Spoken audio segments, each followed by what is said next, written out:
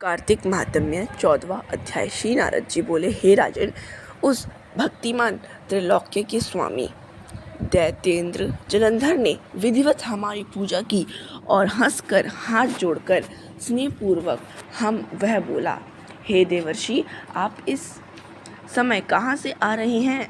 आपने कहाँ क्या देखा? जिस उद्देश्य से आप यहाँ आए हैं उसे आज्ञा दीजिए। नारद जी ने कहा, हे दैत्यराज, मैं यूं ही घूमता हुआ कैलाश पर्वत पर जा पहुंचा। वहाँ पार्वती के साथ बैठे हुए शिव जी को देखा। वहाँ 10,000 योजन के विस्तार में कल्प वृक्षों का भारी जंगल था। वह महावन सैकड़ों कामधेनु गौओं से युक्त था, जिसमें कैलाश पर्वत चिंतामणि के समान देदीप्यमान हो रहा था। यह दृश्य देखकर मुझे तो बड़ा आश्चर्य और विस्मय हुआ और चित्त में यह संकल्प विकल्प होने लगा कि ऐसी संपत्ति तीनों लोक में और कहीं है या नहीं। हे दैत्यराज, उसी समय तुम्हारी संपत्ति का स्मरण मुझे हो गया। उसी को देखने के लिए मैं आपके समीप आज यहाँ आया हूँ।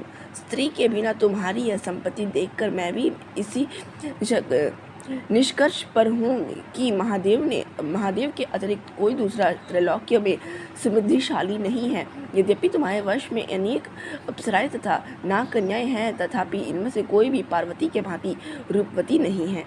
प्राचीन काल में जब पार्वती ने सौंदर्य रूपी समुद्र में डूबकर ब्रह्मा जी को भी वीर्यपात हो गया था, तब भला उनके सौंदर्य की उपमा किससे दी जा सकेगी, जिसे मत्स्य रूपिणी पार्वती ने विरागी और कामदेव के शत्रु होने पर शिवजी को सरलतापूर्वक अपनी सुंदरता रूप विकराल कीचड़ में फंसाकर शिवजी को नाच नचाया था। स्त्रियों की सृष्टि करते समय विधाता ने जिसके रूप लावण्य का बारंबार निरीक्षण करके अप्सराओं की रचना की थी, फिर भी अनेक उनके समान एक भी अप्सरा न बन सकी। अतः स्त्री रूपी रतन भोग करने वाले शिवजी की वह समृद्धि श्रेष्ठ है। हे दैत्यराज, इन रत्नों के स्वामी होने पर भी तुम्हारे पास वह समृद्धि नहीं है, ऐसा कहकर तथा उसमें परामर्श करके मेरे लौट आने के बाद वह पार्वती के रूप का वर्णन सुनकर काम ज्वर में पीड़ित हो गया। बोलो विष्णु भगवान की जय। 14वां अध्याय संपन्न हुआ। 15वां अध्याय। तदंतर विष्णु भगवान की माया से मोहित होकर जलंधर ने राहु को अपना दूत बनाकर महादेव जी के पास भेजा।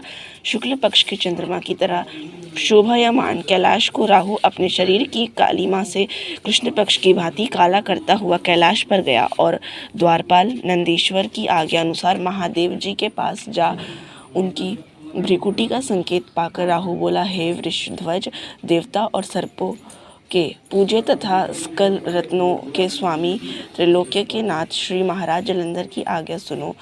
भयानक शमशान में निवास करने वाला, हड्डियों के भार को धारण करने वाला, हमेशा नंगा रहने वाला प्राणी पार्वती जैसे रूपवती को अपनी स्त्री कैसे बनावेगा?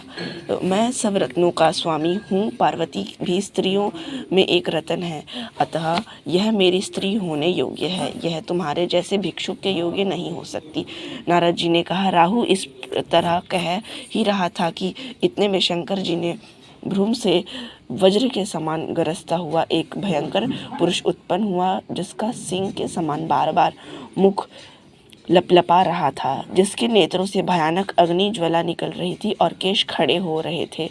अत्यंत दुर्बल शरीर था वह, दूसरे नरसिंह के समान प्रतीत हो रहा था। अपने को खा जाने के लिए उस पुरुष को अपनी ओर आता देख राहु बड़े वेग से भागा।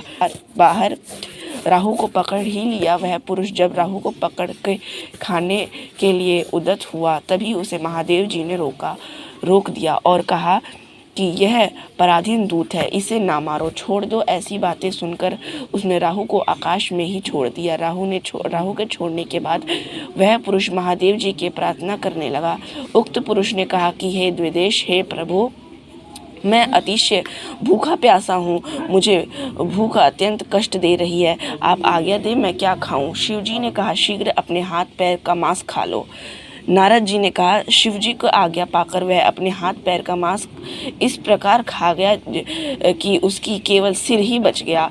उसका अवशेष सिर देखकर विस्मित और प्रसन्न होकर उस भयंकर कार्य करने वाले से शिवजी ने कहा, शंकर ने कहा, तुम्हारा नाम आज से कृतिमुख हुआ। मेरे द्वार पर सर्वदा रहो। जो भक्त प्रथम तेरी पूजा नहीं करेंगे वे मेरी प्रिय नहीं होंगे। नारद जी ने कहा, उसी दिन से महादेव जी के द्वार पर कृतिमुख रहने लगा। तभी से जो कोई शिव जी की पूजा से पहले कृतिमुख की पूजा नहीं करता उसकी पूजा व्यर्थ हो जाती है। उस राहु को कीर्तिमुख ने बर्बर नामक स्थान पर छोड़ दिया। इसी से उस स्थान का नाम भी बर्बर पड़ा। कृतिमुख के छोड़ने के पश्चात राहु ने अपना पुनर्जन्म मानते हुए जलंधर के पास आकर अपनी सारी कथा सुनाई। बोलो विष्णु भगवान का दान दे।